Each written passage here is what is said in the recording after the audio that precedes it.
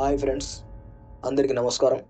ఈరోజు డిసెంబర్ 2 బానిసత్వపు నిర్మూలన దినోత్సవం. బానిసత్వం మనిషికి ఊహ తెలిసినప్పటి నుంచి ఉంది. బలవంతుడు బలహీనుని చెరపట్టడం అనాది నుండి వస్తూ ఉంది. రాజులు పోయినా, రాజ్యాలు అంతరించినా బానిసత్వపు విష సంస్కృతి మాత్రం భారతీయుల్ని వీడటం లేదు. మంచి ఉద్యోగాలు ఇప్పిస్తామని నమ్మబలికి గ్రామాల్లోని పిల్లలను, మహిళలను, యువకులను అక్రమ రవాణా చేసే ముఠాలు వేశ్య గృహాల్లో, ఇటుక బట్టీల్లో, టెక్స్టైల్స్ యూనిట్లలో వారిని విక్రయిస్తున్నారు. ఇప్పటికీ చేసిన అప్పులు తీర్చలేక కొడుకునో కూతురునో పనిలో పెట్టడం జరుగుతూ ఉంది. ఏళ్లకేళ్లు పనిచేసినా వడ్డీ తీరని సందర్భాలున్నాయి.